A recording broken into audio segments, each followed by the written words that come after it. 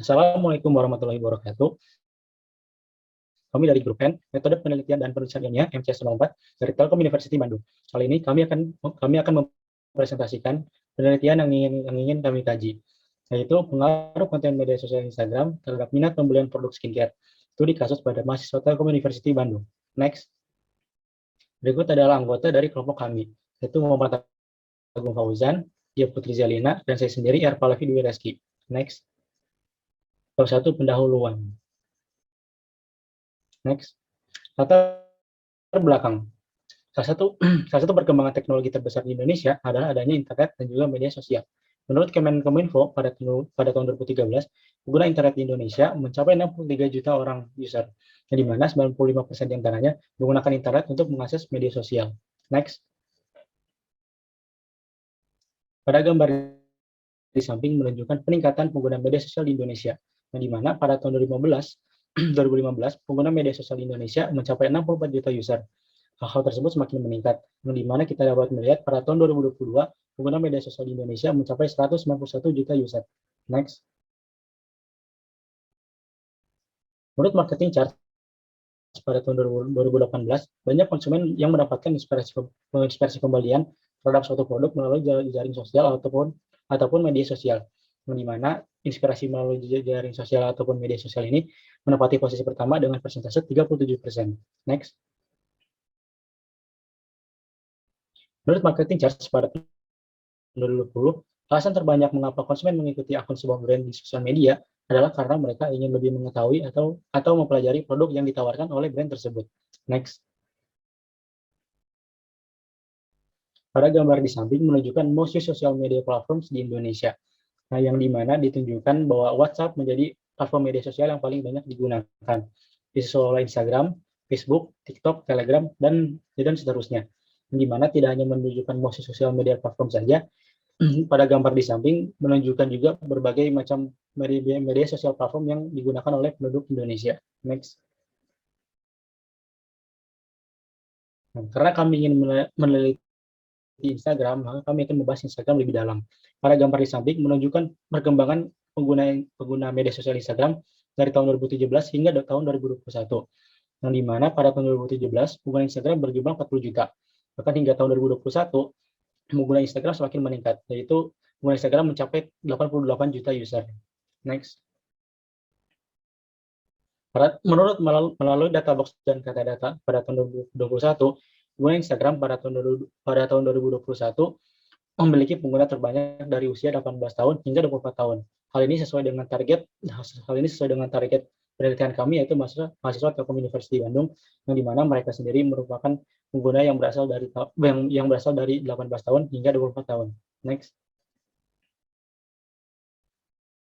Menurut Custom House pada tahun 2021 menyatakan sebanyak 97% menggunakan media sosial sebagai sumber inspirasi utama untuk mencari produk yang ingin mereka beli.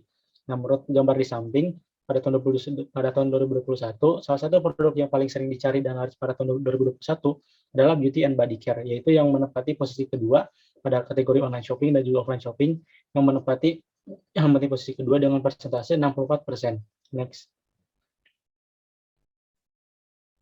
Nah, pada gambar di samping menunjukkan 10 brand skincare lokal yang terlaris di e-commerce pada tahun 2021, yang dimana brand tersebut diisi oleh MS Glow di posisi pertama, lalu dilanjuti oleh Scarlett, Something, dan seterusnya.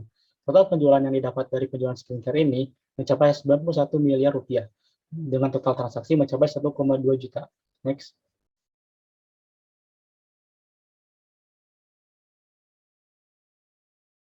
Sebelum adanya e-commerce, seluruh kegiatan jual beli dapat dilaksanakan sepenuhnya melalui sosial media, entah itu melalui DM ataupun aplikasi messenger lainnya.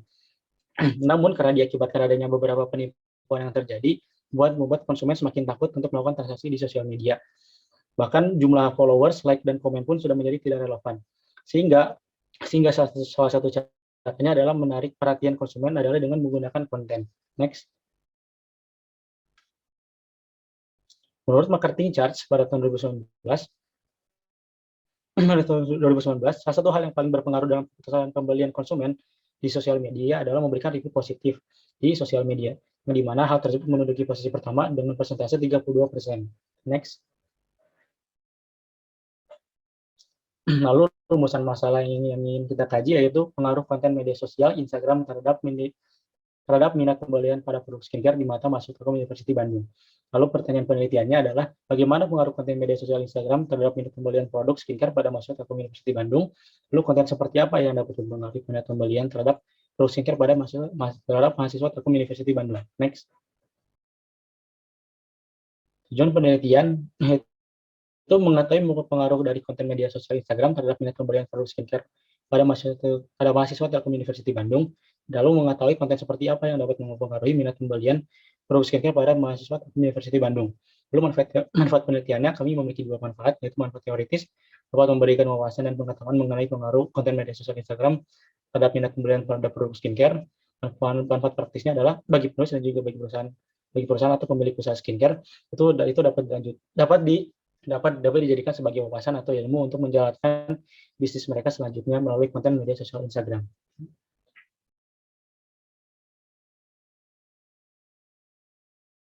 Nah, baik, selanjutnya saya akan menjelaskan mengenai tinjauan pustaka. Next. Nah, yang pertama itu ada definisi media sosial. Nah, menurut Zhang et al. 2017, media sosial menekankan pembentukan koneksi sosial di antara orang-orang dengan minat dan aktivitas yang sama dan yang terlibat dalam interaksi online.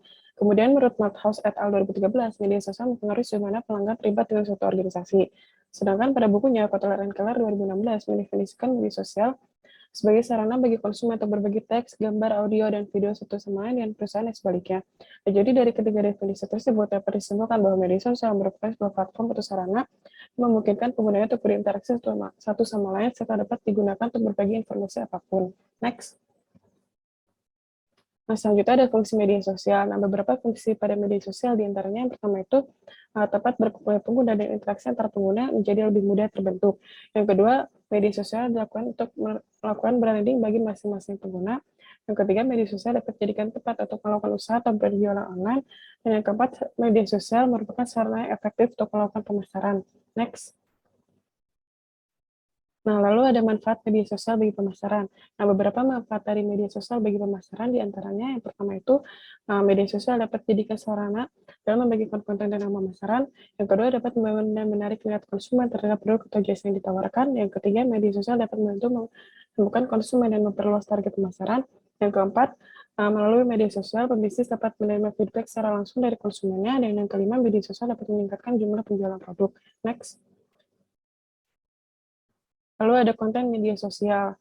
Nah, salah satu fungsi dari media sosial adalah untuk membagikan konten seperti konten review dari pengguna lain. Dalam penelitian Wang et al. 2019, konten review yang dibagikan media sosial dibagi dalam dua jenis, yaitu pada sifat deskripsi objek, diantaranya itu konten emosional yang menunjukkan keadaan emosional dan perasaan pengulas atau reviewer, dan konten rasional mencakup evaluasi subjektif dan deskripsi objektif dari suatu produk.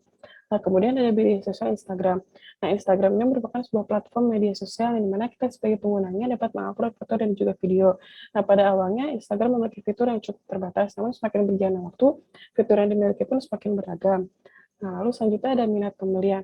Nah, minat pembelian ini merupakan salah satu indikator penting dalam melakukan evaluasi perilaku konsumen dikarenakan semakin tinggi minat pembelian, maka akan semakin tinggi juga kemungkinan terjadi pembelian. Terdapat beberapa faktor yang dapat mempengaruhi minat pembelian, diantaranya itu kualitas produk, merek, dan iklan yang ditayangkan.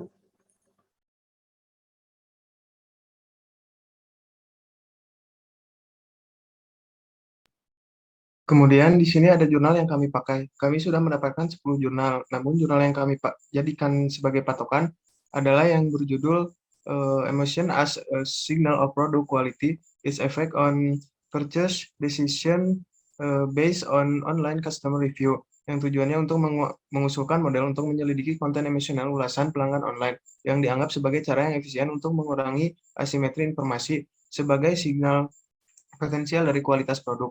Efek modernisasi dari empati yang dirasakan dan upaya kognitif juga dieksplorasi berdasarkan teori sinyal. Kemudian untuk metodenya kuantitatif dan untuk hasil penelitiannya menunjukkan bahwa konten emosional ulasan pelanggan online secara positif mempengaruhi kualitas produk yang dirasakan.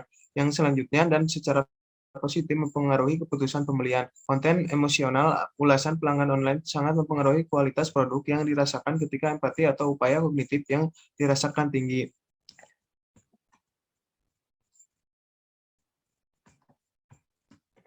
Kemudian ini jurnal-jurnal yang lainnya.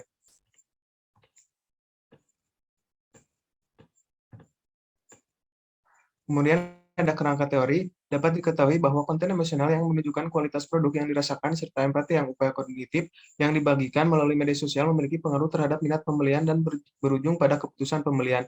Oleh karena itu, dasar pemikiran untuk mengetahui sejauh mana variabel tersebut saling berpengaruh, maka dibuat kerangka teori sebagai berikut. Berdasarkan kerangka teori yang telah diuraikan, maka hipotesis sementara yang dikemukakan dalam penelitian ini adalah untuk K1, konten emosional review yang menyenangkan mengaruh ke tingkat kualitas produk yang dirasakan lebih tinggi daripada konten emosional review yang tidak menyenangkan. Untuk K2, empati yang dirasakan meningkatkan hubungan antara konten emosional review dan kualitas produk yang dirasakan. Untuk K3, upaya kognitif yang dirasakan meningkat hubungan antara konten emosional review dan kualitas produk yang dirasakan. Untuk K4, kualitas produk yang dirasakan meningkat, kemudian kemungkinan pembelian produk. Mungkin dicukupkan sekian presentasi dari kelompok kami. Kurang lebihnya mohon maaf. Wassalamualaikum warahmatullahi wabarakatuh.